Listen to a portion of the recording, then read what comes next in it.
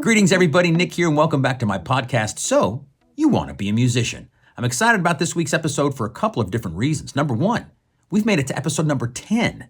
How cool is that? Thank you so much for following along and joining me on this journey. I hope you've enjoyed listening to these podcasts as much as I've enjoyed creating them. It's been a blast, and I've learned a lot in making these podcasts. So thank you for joining in. The second reason I'm excited about this week's podcast is my guest, the great Carter McLean. This guy is an amazing drummer, fantastic musician, very cool guy to talk to. He's witty, funny, well-spoken, insightful, has lots of great stories. Now, Carter is probably most well-known for his position as the drummer in the Broadway show The Lion King, which he's had for years now. But Carter's done all kinds of things. He's made lots of records. He's toured all over the world. He's an educator doing clinics all over the world as well. He's got a big online presence. So Carter is in the drum community, in the drum world, in a big way. We go through his career from the early days, going to the NAMM show for the first time, randomly playing in front of Freddie Gruber, getting his first little endorsement, going into New York City as a brand new musician, not knowing anybody, and navigating those waters, creating relationships, meeting people, sitting in, getting gigs, getting the Lion King gig. We talk personal relationships about his marriage and how he deals with that in his career. All kinds of things. Carter really knows what it takes to be a musician, and he's done it in a great way and built himself a great career. So I think you're going to learn a lot by checking out this podcast. If you're listening on Podbean, Apple Podcasts, or Spotify, follow the podcast, and thank you so much for doing so. And if you're watching and listening on YouTube, thank you so much. Subscribe to the channel. And without further ado, my conversation with Mr. Carter McLean. Greetings, everybody. Welcome to my podcast, So You Want to Be a Musician. And my guest today is Mr. Carter McLean. Carter, thank you so much, man. Thank you for having me, man. I'm super psyched to chat. It'll be fun. This is really cool. I appreciate you coming on and giving up your time to do this little thing for me here. You are a fantastic player, and you have a great career going, at least from my vantage point. You're really busy doing your thing with Lion King and all kinds of other stuff. So you've really built a nice, solid career for yourself. And this podcast is about what it takes to do that. And all the stuff we go through aside from the playing, because obviously you've put in a ton of time in your craft and in the instrument that you play. But there's a lot that goes on behind being a musician and getting to that point. So thank you again. The first question I ask all the guests that come on, it's sort of a heavy question, but I think it's a good place to start, is, do you, Carter McLean, need to play music to be happy? 100%, yes. If I don't play, I'm sure you've experienced this too. You know, if you go on a vacation or you're just away from your regular gig or whatever. Yeah. And especially for drummers, because it is such a physical kind of outlet, you know. If I don't play around day 3 or 4, and I'm like, you know, no sticks, no drums, nothing, I start to physically feel weird. I don't know how to describe it, but it feels like I'm not eating food or something. Wow. Yeah.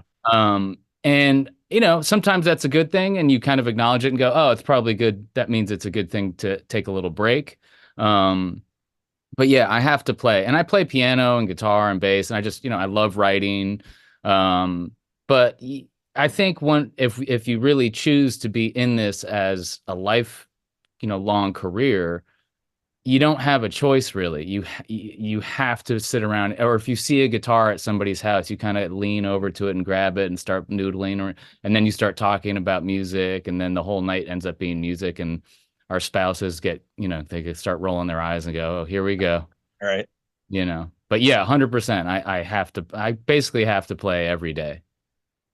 That's amazing. Now, how did you feel about did you have that same feeling when you were younger? I know you started around 10 or so. Yeah, that's right. In music. And those early years, did you have that same passion? Totally. It's kind of strange, you know. I think I've heard this a lot from people, whether they started at 4 or what, you know, whatever. I think like 10 to 12 is like that's like a pretty consistent age that people usually pick up their stuff. But yeah, I remember once I figured out, I remember I was listening to Bruce Springsteen's Born in the USA. So I guess it was Max on drums on that maybe. And for whatever reason, I just heard the hi-hat, the snare, and the kick drum kind of separately for the first time. And I just heard that kind of beat. And I remember setting up a phone book. I was like, maybe that's the hi-hat thing or whatever it's called. And I kind of figured out just by listening how to play a rock beat. And I remember going, Mom, Mom, Mom, look at this. And then it was like from there on out, I like begged them to get a drum kit. So I mowed lawns all summer. They finally got me a kit, you know. But yeah, I mean, all through middle school, all through high school, I was in the shed, like in my mom's basement. Thank God she let me do all that. You know, I thank her all the time in interviews and stuff. I'm just like, thank you for letting me make all that noise at the house. Yeah. But yeah, I mean, I was playing. You know, I'd get home from school at 2:30, and I'd probably eat some lunch, and then from like 3 to 6, I'd probably play almost every day. Okay. But That's to cool. Yeah. records, Yeah, you know. well, I did the same sort of thing, and that's cool. You had supportive parents because I had the same thing. My dad got me a kit when I was 5, and I just put, Wow, yeah, and I don't know what made him get me a kit, but he did, and I've been playing ever that's since. So I appreciate the supportive parents. yeah. Without them, it's like, you know, you're not going to be in the music industry, probably. True.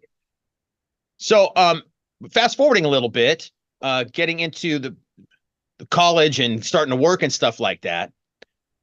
How did you start to learn about what the business was all about?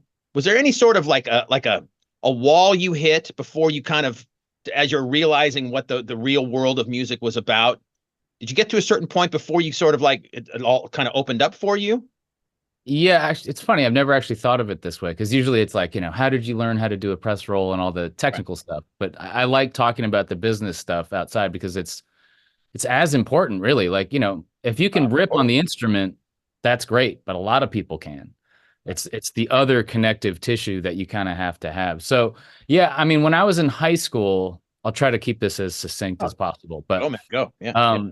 when I was in high school, I was really into this band, Bela Fleck and the Flecktones, because the music was like super challenging. Everything was in like 9 and 7, um, and we had a great jazz teacher in my high school who ran the music program called his name was John Mastriani, great alto player.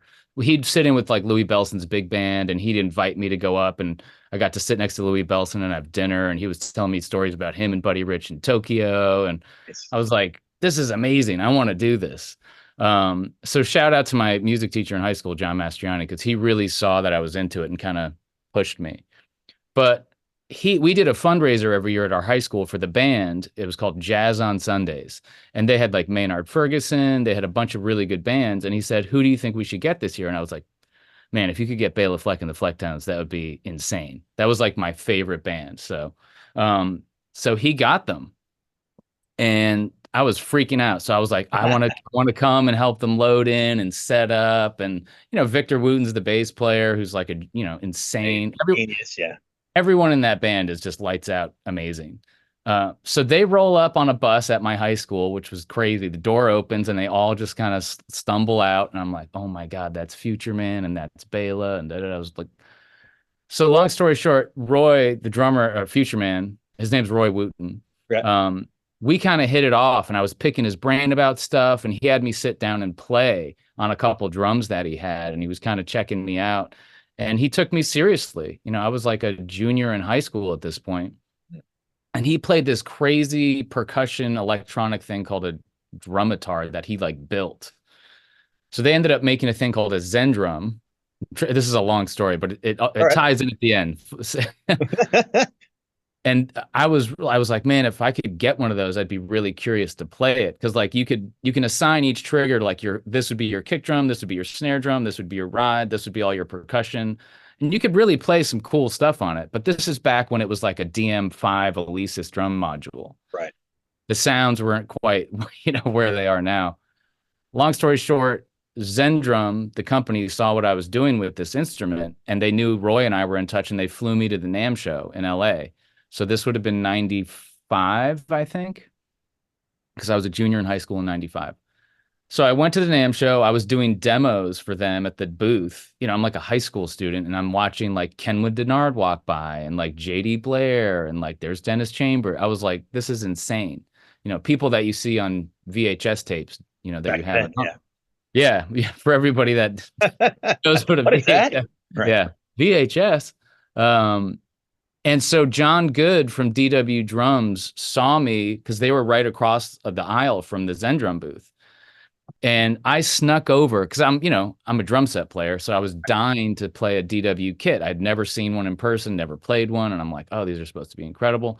So I sneak over which is so funny. Now I know what the whole vibe is at NAMM. It's like play as fast and as loud as you can to get noticed, which doesn't work anyway. But I didn't know this. So I sneak over trying not to get noticed, to get in trouble.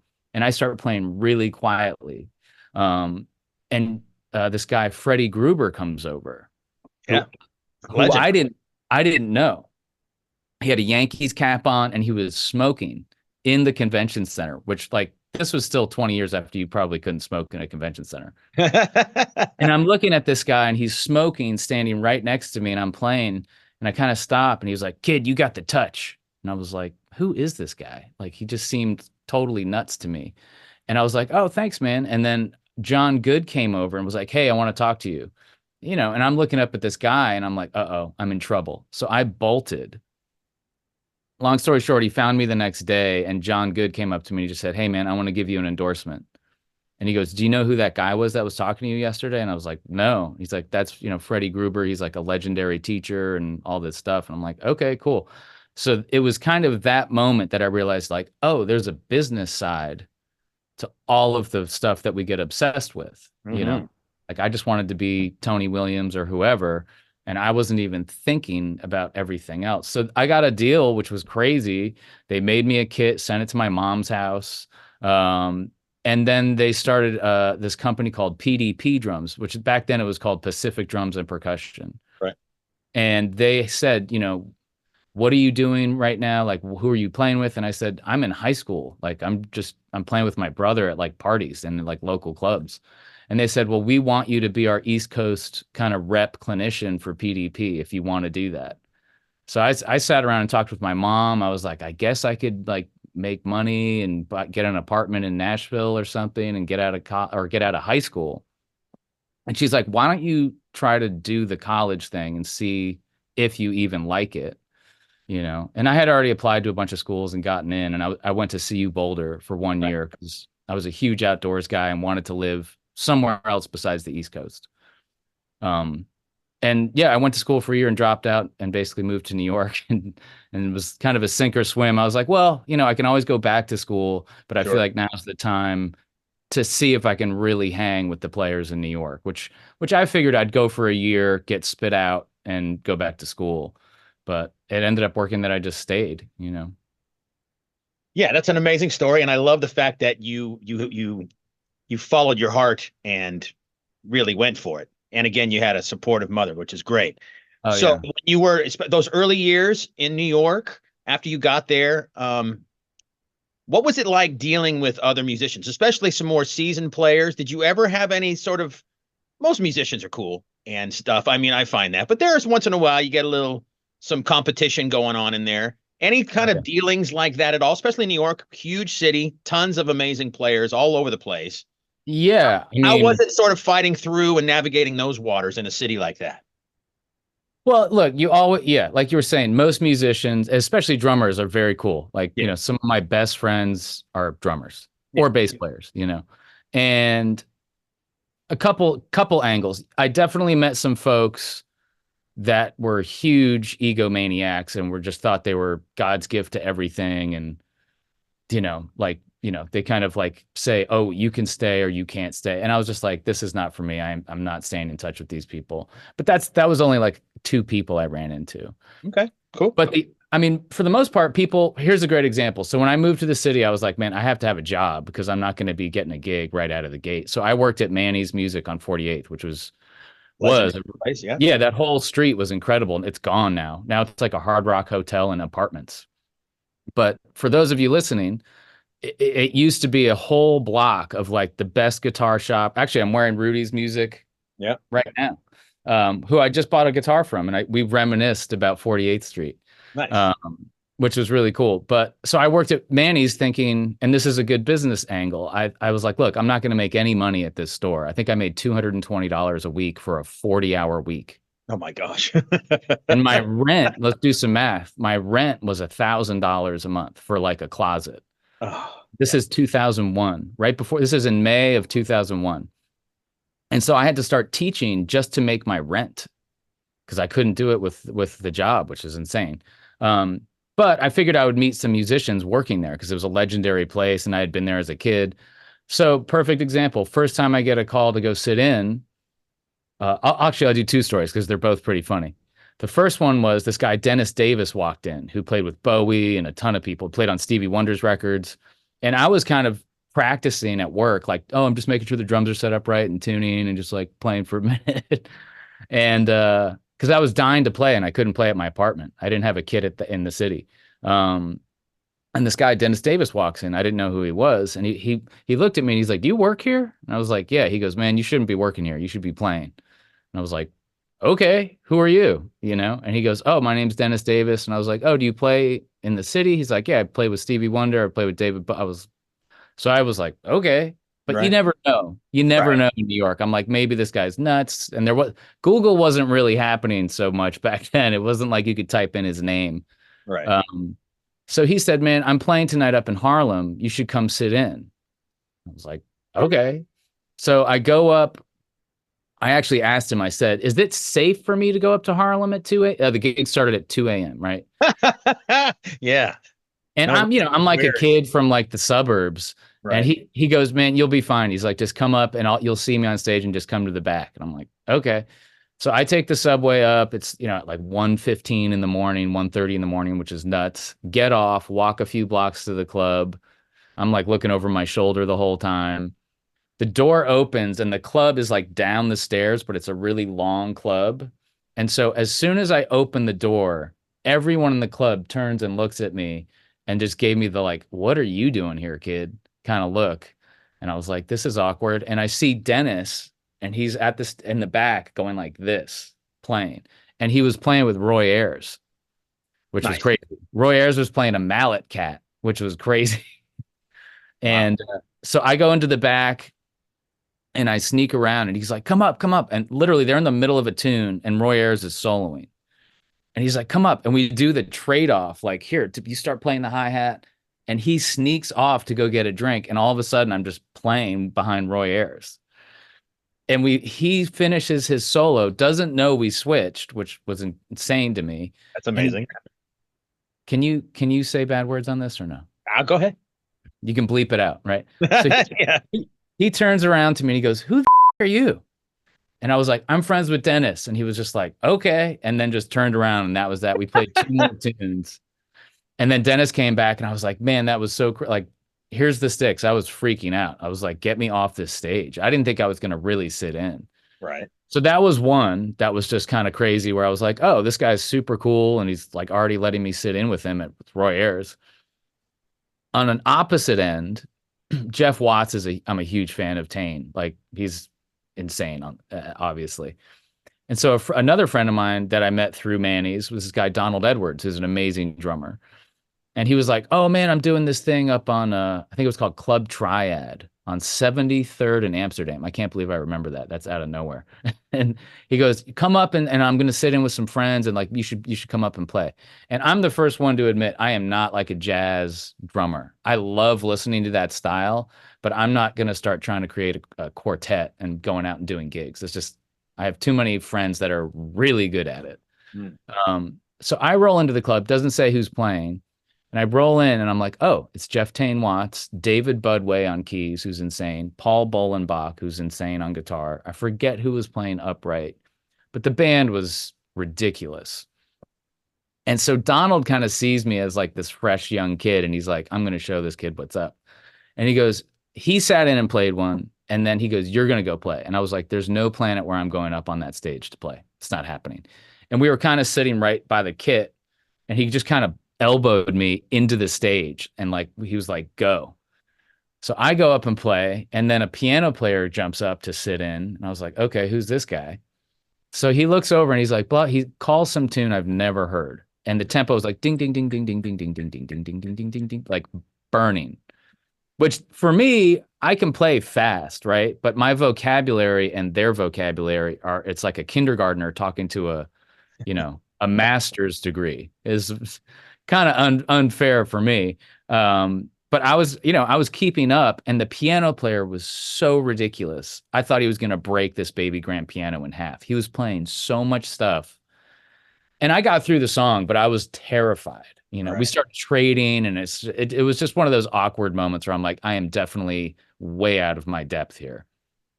I get off stage and I go over to the piano player. I said, "Man, that was insane. Like, who are you?" And he was like, "Oh, I play with Elvin Jones. My name's Eric Lewis." And I was like, "Oh." And I looked him up, and he did play with Elvin for like 5 or 6 years. So those are moments when you move to a city like New York where you get checked very quickly. Mm.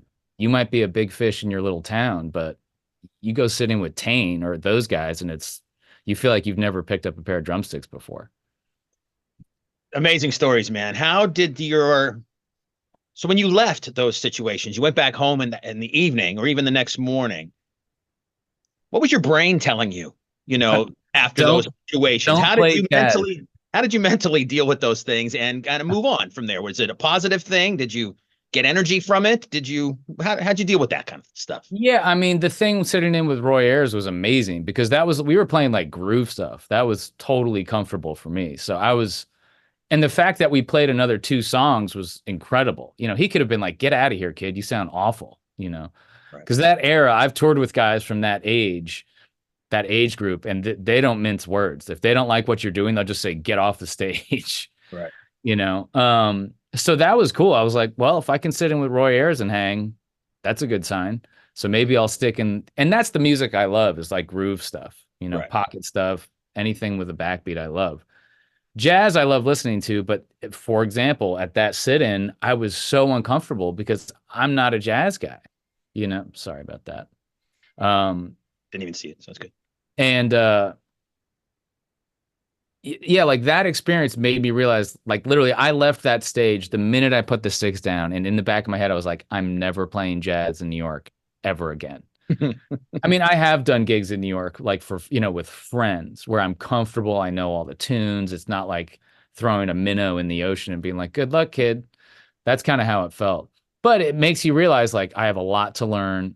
And I've always felt like that. I still feel like that every day when like I'm going to Asia next week on Monday for 2 weeks to teach. I still like get up there and go like, what am I doing up here?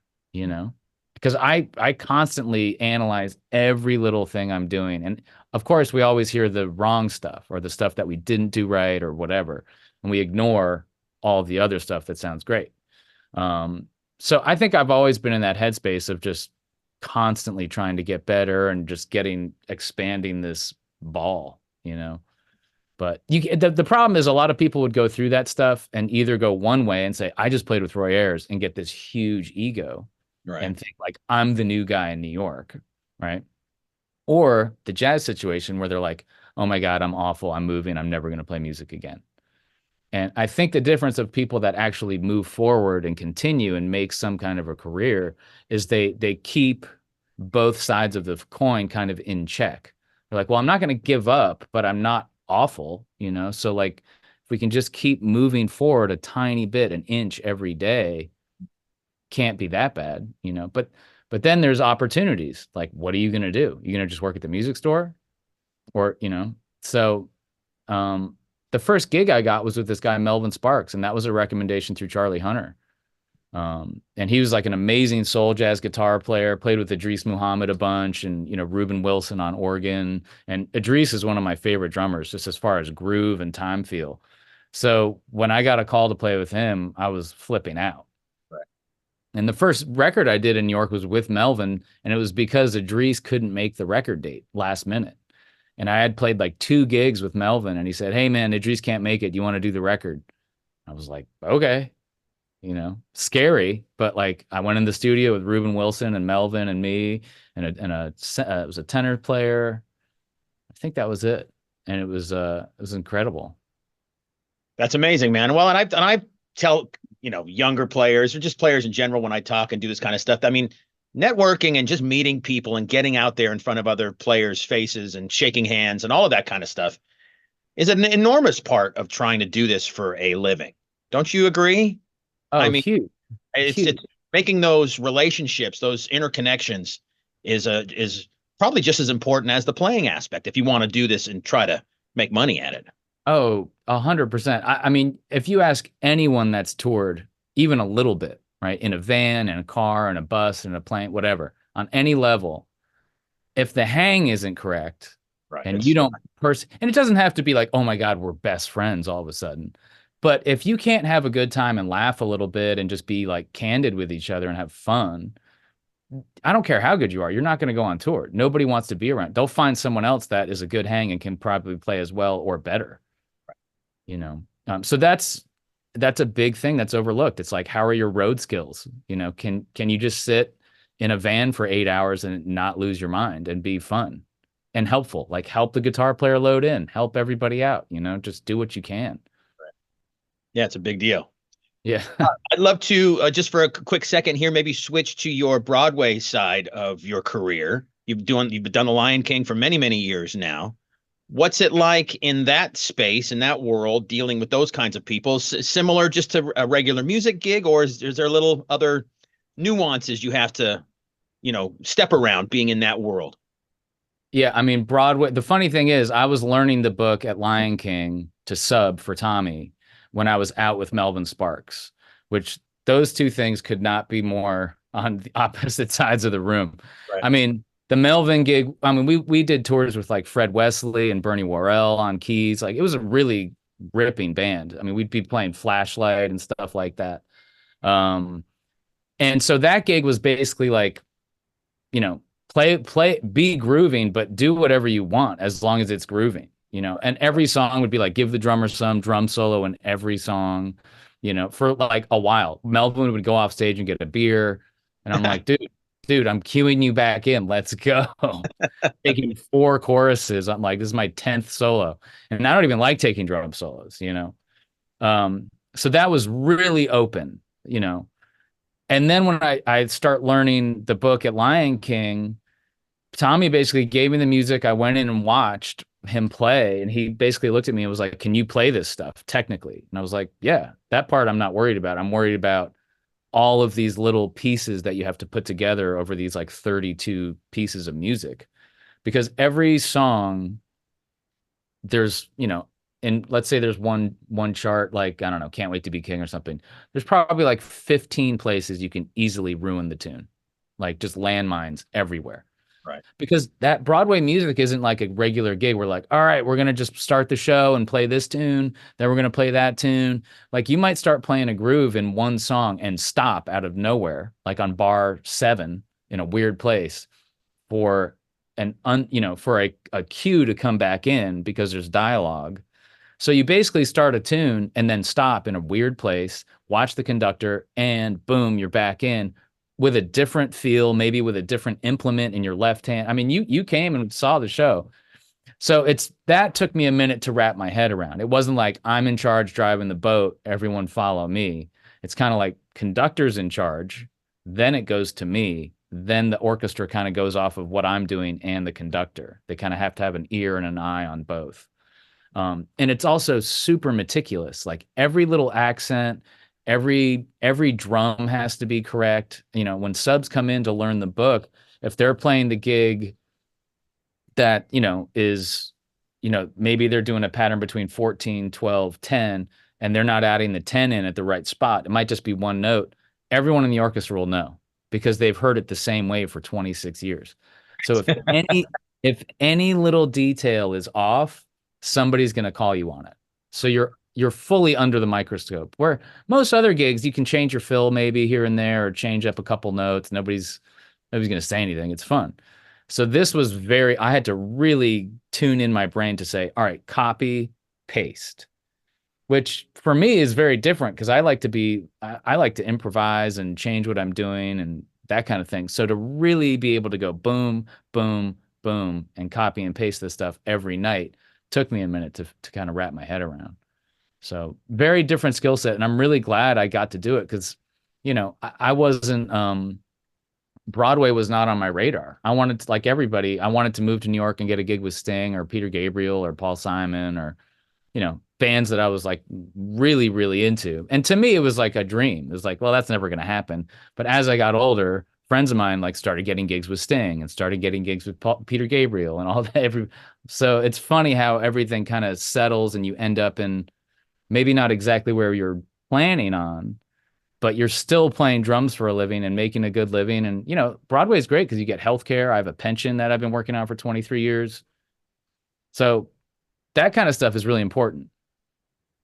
For sure. You got a wife and a family and dogs and things to take care of. Got puppy food I gotta buy. And stuff. That's right.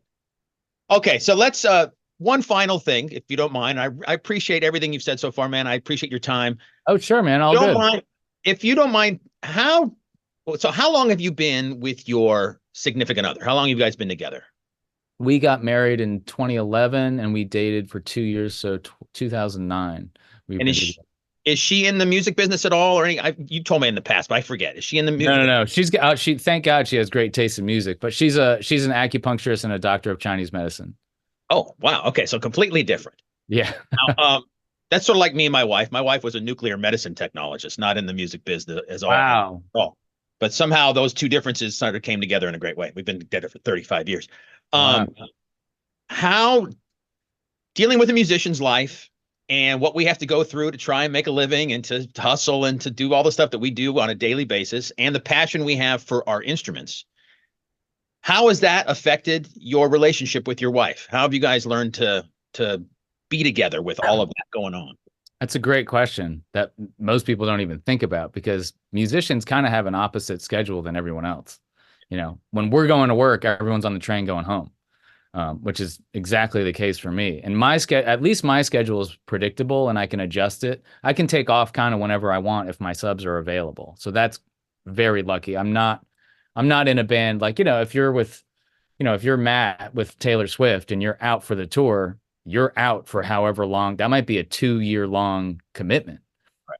And I've had people ask me to go on the road. I mean, not like Taylor Swift, but stuff where it would be gone for, months at a time. And I was just like, man, I don't think I want to go away from my wife and my pups for that long. I don't really care how much the bread is. I kind of like being home. So the thing that I'm lucky, we kind of have a set schedule. So we have 2 nights a week that we're definitely home together. I'm not at work. She's home. So we have like a normal weekend. But, the bonus of the flip side that's nice for her is if I'm going to go do a clinic, like last year I did a clinic in Spain, she's like, I'm coming. So it's like, okay, great. So now it's a vacation for her and kind of a vacation / work for me. So she gets to travel with me if she wants, like this trip to Asia, I said, look, you can come, but it's going to be a lot of day here, go to the airport, go do the clinic. Maybe we can go get dinner. Then we got to get up early, get on another 8-hour flight to Jakarta. I was like, I don't recommend this trip for us together, But when it makes sense, that's really fun. And then she can actually see what I do for a living. Like this is funny. She had never heard me play the drums until we bought our house and moved in together. She never, because I was always on tour out of the city and she was always working. Wow. And so it was really funny because I was actually practicing in our house upstairs before I built the studio. And I had a straight ahead jazz gig with some of the guys at Lion King. Tom Barney was playing upright, who played with Miles and Steely Dan and everybody. And Ted Baker was on keys, and it was a really good quartet. But some of the tunes were hard. We were playing some Sonny Rollins stuff and some Miles quintet stuff. And I'm like, man, I got to shed these tunes. So I told her, I was like, hey, I'm going to go upstairs for a couple hours. I got to work on this music. I'll be down in a little bit. So I play for literally like 2 or 3 hours, learning these tunes, getting the heads correct. And then I open the door and it like hits something. And I'm like, she was sitting on the floor outside of the door listening for like an hour and a half, she said. Wow. And she goes, man, you're really good. And I kind of looked at her. I go, what are you talking about? She's like, I've never really heard you play in person. I was like, oh, which I didn't even think about, because we just kind of go do our jobs and then we come home. But it was really funny. It was hysterical to hear her say that. I was like, well, I do get paid to do this, so hopefully I'm decent at it. Nice. But it's just funny. Yeah, but like, the spouse thing or whoever your partner is you kind of need to know what you're signing up for if you're going to be married to someone that's like, hey, I might be gone for 2 or 3 months. Hmm. You know, I can fly you out here and we can meet for a long weekend or whatever, but you have to have somebody that really understands that, because it's not a 9 to 5 Monday through Friday kind of thing where you're not home every night for dinner, you know. So yeah, it's tough. It is tough. I mean, I still wish I could have more nights off with her. Like this 2 week trip to Asia, I'm going to be kind of bummed because we got this new puppy and the older dog, and you know, 2 days in, I'm like, you know, FaceTiming with everybody. But she's cool and supportive, obviously, for you to go do Oh, something like this. So she's going to be home taking care of that new puppy while you're yeah, gallivanting totally. and doing Yeah. those crazy flights on stuff all over halfway across the world. Yeah, and she's amazing about it. You know, anytime I get a call from either Ludwig or a festival and they're like, "Hey, can you come out and do this?" The first thing I say is, "Yeah, let me write down the dates and you know, I'll get back to you tonight or tomorrow. I got to check." And I immediately ask her, I'm like, "Hey, are you cool with this schedule?" And if she said, "No, I want you to stay home," I'd stay home, you know? But she's never said that, and she never would. But she knows, like, if she had an issue or didn't want me to go to Asia for some reason, I wouldn't go, you know, because that to me is way more important than doing one clinic somewhere. It's just like I'm not gonna put some weird rift in a relationship because of that. That's amazing, though, because I mean, I don't know if maybe not everybody would have that same sort of mindset. You know, it's like this is an opportunity I can't miss. You know, when will it Yeah. ever come again? And I appreciate you. I'm sure she does as well. That you have that. You know, Well, you I'm also in yeah, I'm in a lucky position too because I have a steady day gig, basically. right, that's You true. know, if I didn't have that cushion, I'm sure I'd have to be like, look, I got to go make some bread. This is how I got to go do it, you know? Right. And she would understand that, but I feel very lucky. I mean, people are always say, aren't you sick of playing that show? You've probably done it a million times. Yeah, there's some nights I go and I'm just like, okay, here, let's do the show. Let's get out of here. But I always check myself and say, look, man, in the back of my head, I'm like, you're so lucky to have a gig where you can just, that's been running this long and is this consistent. And the drum book is actually really fun and still challenging to play. You know, it definitely keeps your chops and your ears and everything at a pretty high level. Hmm. 'Cause you're not just playing doot deep doot deep doot deep doot deep doot deep. I mean, you saw there's a lot of tom stuff that's very specific and physical, and it's fun. That's great, man. Yeah. Last question. Was there ever been a point, or has there ever been a point, I should say, in your career to this point where it got negative? Have you ever thought that, what am I doing? I've had enough of this crap. And if so, how did you deal with those thoughts in your brain? So yeah, 100%. I was touring with this blues band. It was the first time I like ever had gone to Europe. Like we toured in Germany for a month, and it wasn't like a huge band, but they had a big following over there, so we'd go over to Europe a lot. And I did one tour and it was fine. You know, pay was good, per diem was good, everything was cool. Then the next time we went over, they're like, "Hey, there's no per diem on this tour." And I'm like, "Oh, okay." So we're kind of stepping backwards. Then it was, "Oh, hey, the next run, it's a little less bread. Like we just don't have as much money." And I'm like, "This is not how the world works. As you commit to a company, your pay should get better. You should get a raise. You should get rewarded for your commitment." This was going the other direction. And I was just like, man, forget this. Like, I'm quitting this band. And I was just getting very frustrated with the industry. And this was right when my wife and I were dating. We weren't even engaged yet. And she's like, you just seem really unhappy doing this stuff. And I was like, yeah, I'm just not into it. It's kind of killing it for me. And I was really into photography, and I still am. And I got into photography on these tours in Europe. I bought a big Canon 7D with a 50 mil lens and learned how to shoot manual and really learn how to use a camera, not just point and shoot like a phone. And I started taking a lot of photography, or started printing a lot of stuff. I did a little photography show at a coffee shop in New York City. They let me hang stuff, sold every print in there. This was hysterical. I entered 2 photos into the Smithsonian photography competition, like online, just for fun. It was free to submit to. I submitted 2, and they both placed. And I came in second out of, like, you know, I think they said there was like 1,500 people that submitted. Wow. Awesome. And I was like featured on this little documentary they did about it. I'm like, man, maybe I should do photography. So I started a photography company, Carter McLean Photography in New York City. I had business cards, still probably have them somewhere. Started shooting weddings. I made more shooting a wedding in 5 hours than I did all month playing drums. Okay. So, because you can, when someone's having a wedding, you can charge a lot of bread for if you're good, you Sure. know. And I was meticulous because, musicians can hustle, right? That's one thing we know how to do. And I would turn the photos around the next morning. Most photographers would be like 2 weeks, I'll send you everything. I told the bride and groom, I said, tomorrow you'll have a Dropbox link with all of your photos edited and done. And they were like, oh my God, that's amazing. So I started doing that. I stayed up all night doing it, but it was worth it. Then I started getting calls from like Allstate Insurance and different companies to shoot like their CEOs at a podium at like some fancy hotel, which was so easy.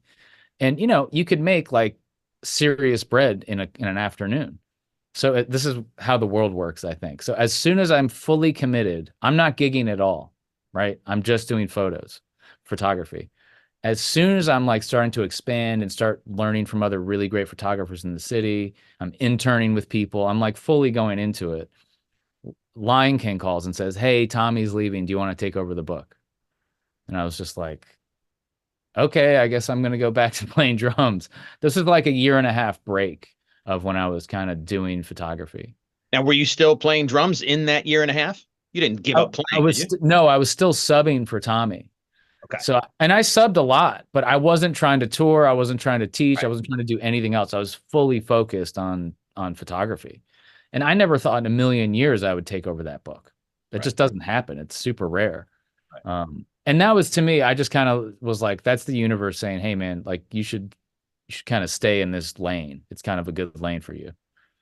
So I stayed with it. That's awesome, man. Great thing. Yeah. Any words? I'm sure you do this maybe in your clinics. I don't know, but I mean, any words of advice? If I got a young person in the early stages of thinking that this is the life they want to lead, any kind of closing remarks or pieces of advice you could give out to a young person thinking they want to do this, some actions to take or not to take? Yeah, well, be a good person, be a good hang, be thoughtful, be real, be honest with everything. Nobody likes somebody who feels like they're faking it. Nobody wants to be around that. You obviously have to be able to play, and that's on them. And that takes a lot of hours, as we all know. It's not just, people are like, hey, how can I get a single stroke roll like yours? And I'm like, well, I've been working on it still for 36 years. Yes. I still don't hear it the way I hear it in my head. It's still not great. But, so that's being very meticulous about that playing aspect, but also say yes to everything. When I moved to New York, here's a perfect example. I still don't know how this happened. I was walking through Central Park. I was wearing a black t-shirt and jeans, and this guy's walking towards me and kind of like locks eyes with me. And I'm like, oh boy, this guy's going to be nuts probably. Comes right up to me and says, "You're a musician." And I was like, okay. He goes, "You're a drummer." And I literally remember looking down, like, did I have like a shirt on that said something? Nothing. And I go, okay. And he's like, "I'm a choreographer. I want to work with you. I have a good feeling about you." It was the weirdest thing. And again, this is when there was no Google, really. He said, "My name's Pascal Benichot. I choreographed the Nagano Olympics." And I'm like, okay. Turns out this guy is like a legit choreographer. And I had never done anything. It was a modern dance duet. It was him and his girlfriend. And it was a 22-minute straight through piece with no tempo. Because I said, "How are you feeling this so I can kind of get the thing written?" He goes, "Oh, there's no tempo. It's just memorized." And I said, "You can do that exactly the same way every time?" And they said, yes. So I sat in my living room with some tabla and a bunch of percussion and composed this 22-minute thing and recorded it, sent it to them. They loved it. We ended up doing it live. So I had to remember all of it exactly to perform. And it was written up in the New York Times, which is insane. So just say yes. I go, sure, I'll do it. I've never worked with dancers in my life. I've never composed anything like that, but you figure it out. Yeah. And that's when people get weeded out. They either go, no, I have no idea what I'm doing, or they look at it as like, this is a fun challenge. What's the best thing I could do for this? And that's really what you need to have in the back of your head to make it, I think, in music, but in anything. Sure. If you give up easily and you're not a driven person, you're going to just kind of fade out in the background. You got to really be passionate about what you're doing. And if you get it going enough to be a musician, then you'll be tested very consistently about how passionate you are about it. You're on tour all the time. Yeah, man. No, I agree with everything you're saying here. I totally agree, and that's sort of how I live my life, and I still doing it to this day. So, doing this whole podcast is a great learning experience as well. Talking to artists such as yourself, and I mean, I know a lot of drummers, so there's been a lot of drummers so far in the interviews that I've done, but I'm trying to get to people in all sort of levels of being musicians, because there's a lot of different ways to be a musician, right? And Sure. so the stories, it's amazing to just ask these questions. I'm asking similar questions to everybody, and it's really great to hear how people answer these same questions. Yeah, I mean, you could probably show yourself asking one question and showing all the different answers from everybody. I mean, that's probably amazing. Yeah, so it's really cool. It's a great learning experience from at this point in my career. So again, thank you so much for sharing everything with us, man. It's been great, and a lot of cool wisdom and great stories, and I just totally appreciate it. Oh man, my pleasure. Thank you for asking me to be on it. I appreciate it. And best of luck on the Asia tour. Have you been to Asia before? I've been to Tokyo and Osaka before for a festival tour, but I haven't been to Jakarta or Singapore. Yeah, so oh man, Singapore is a rocking place. Jakarta's a lot of fun too. So you're gonna have a great time, man. Yeah, I'm psyched. I'll be very jet lagged, but I'll be excited to be playing. Best of luck, and thank you so much, man. Oh, thank you, man. I appreciate it. Cheers. Right. Bye-bye. And there you go. What'd you think of that? Carter is such a cool guy, and let's just face it, the dude is an incredible drummer. I would suggest that you check out his social media presence, especially on Instagram, where he's always putting up little live videos and tidbits, always inspiring content, makes you want to pick up your sticks, sit down at your pad or your kit, and start playing immediately. So check him out if you've not done so before. Thank you again for watching or listening on YouTube. Subscribe to the channel. Thank you for listening on Podbean, Spotify, or Apple Podcasts. Follow the podcast and join me again in a couple weeks for another episode of So You Want to Be a Musician. Cheers, everybody.